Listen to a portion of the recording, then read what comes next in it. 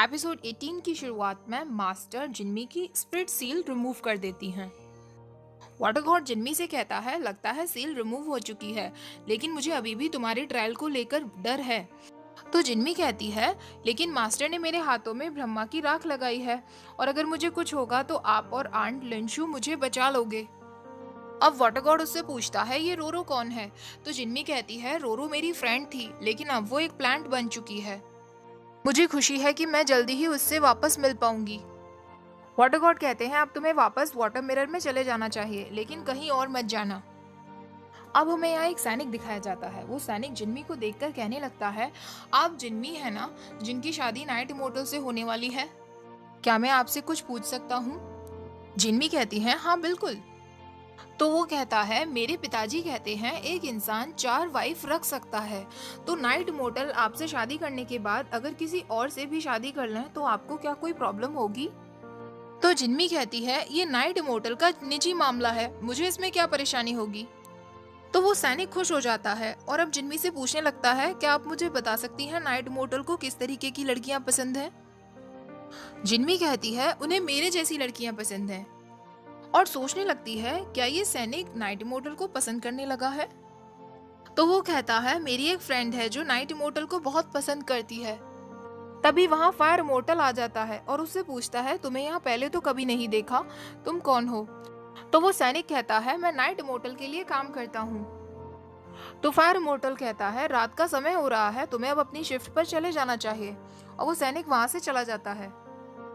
अब वो सैनिक आगे जाकर क्वांगलू का रूप ले लेता है। वो क्वांगलू ही थी जो सैनिक के रूप में आई थी। क्वांगलू नाइट इमोर्टल को पसंद करती है।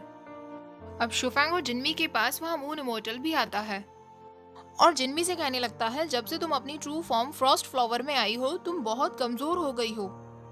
शुफैंग, जिन्मी का अच्छे से ख्याल रखना। तो शुफैंग कहता है, अब जिन्मी का ख्याल रखने वाले बहुत लोग हैं।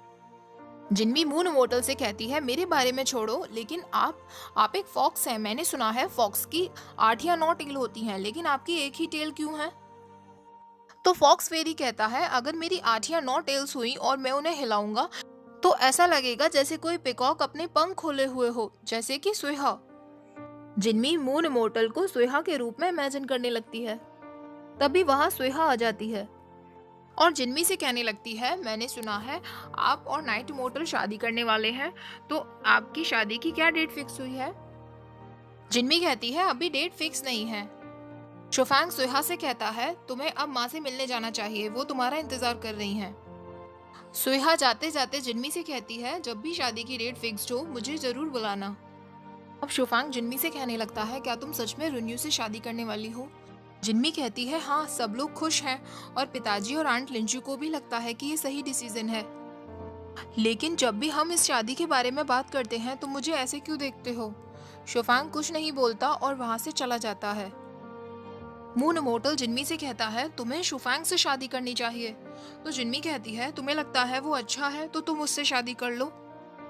थोड़ा आगे जाकर शुफैंग की तबीयत खराब होने लगती है और वो जिन्मी से कहता है कि चुंची की नीडल की वजह से ऐसा हो रहा है। जिन्मी मून इमोर्टल से कहती है, मेरे पास नाइट रेटन है, मैं फीनिक्स को बचा सकती हूँ, और दोनों मिलकर उसे पैलेस में लेकर आते हैं। फिर मून इमोर्टल वहां से चला जाता है और जिन्मी कहती है, अच्छा हुआ मैंने उस दिन नाइट रेटन की पिल बना ली थी, वरना मैं उसे कैसे बचा पाती। उस पिल के जरिए वो दवा बनाकर लाती है। शुफैंग जानबूझकर नाटक करने लगता है कि उसे सिर दर्द हो रहा है।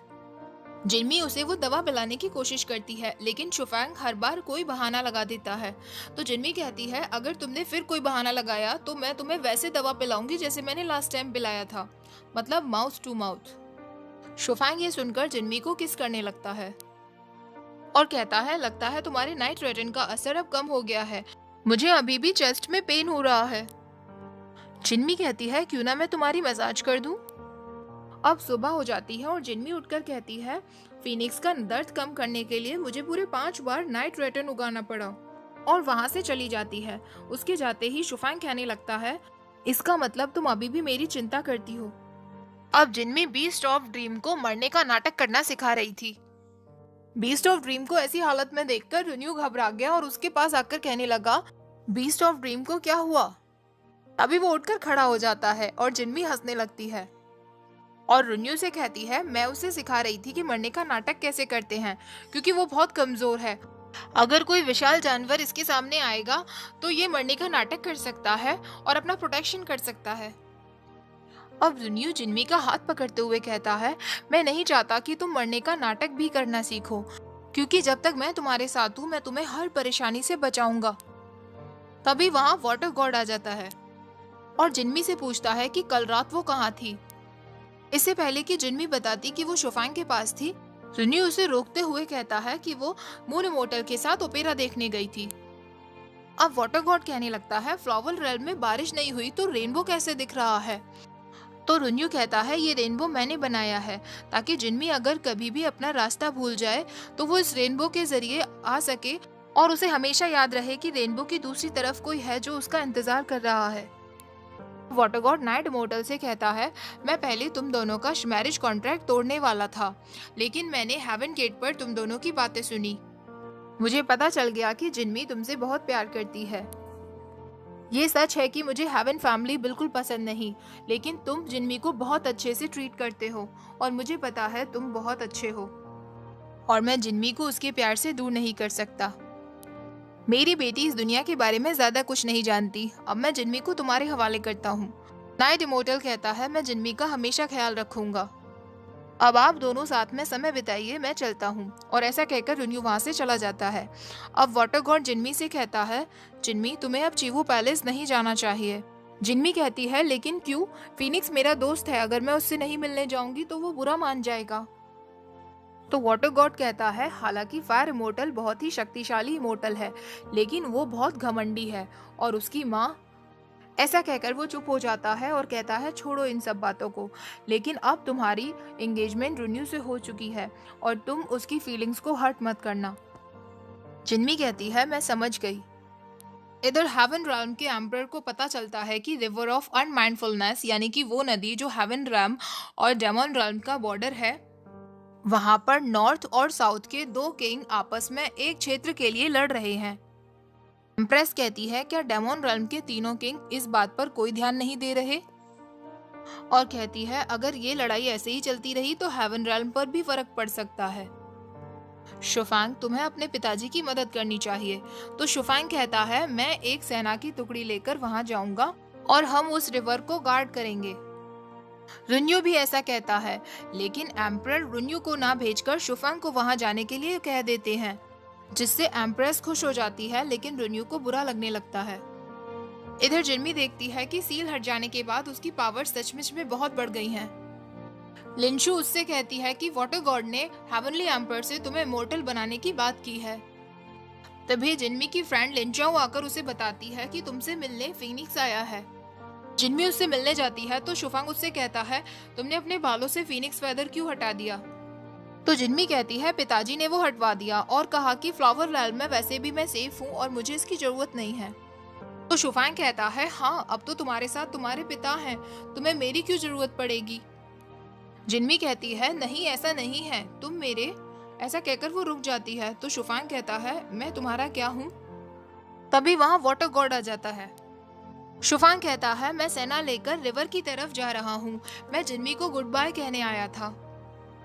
जिन्मी कहती है फीनिक्स तुम युद्ध के लिए जा रहे हो तो अपना ख्याल रखना।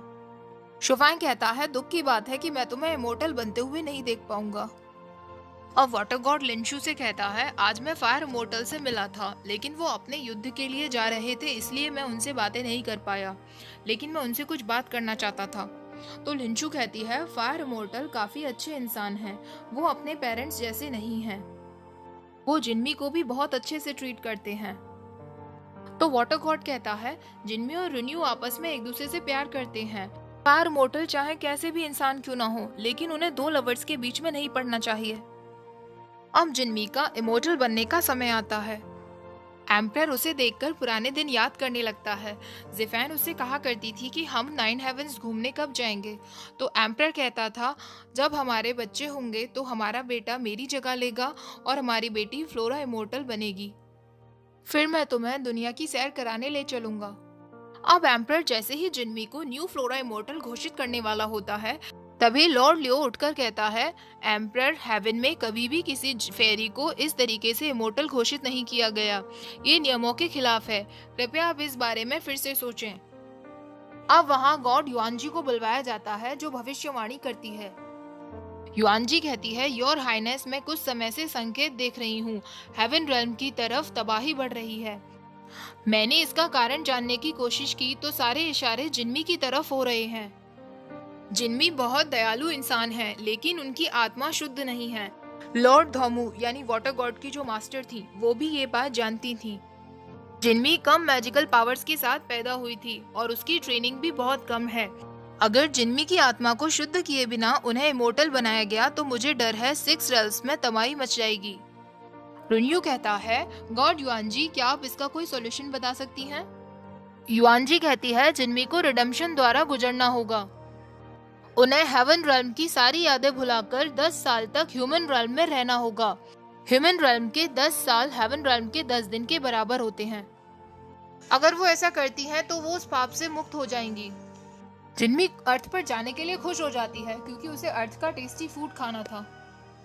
एम्परर कहता है, जब जिन्मी अपने रिडेम्पशन के लिए तैयार है तो 3 दिन बाद उन्हें अर्थ पर भेजा जाएगा और उसके बाद ही उन्हें इमोर्टल बनाया जाएगा। अब युआनजी जिन्मी को अर्थ पर भेजने की तैयारी में लग जाती है। एम्प्रेस उससे मिलने के लिए कहती हैं।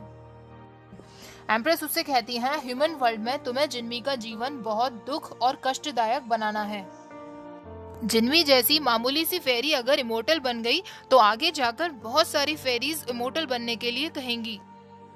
युआनजी ऐसा करने के लिए मना करती है, लेकिन एम्प्रेस उसे धमकी देने लगती है।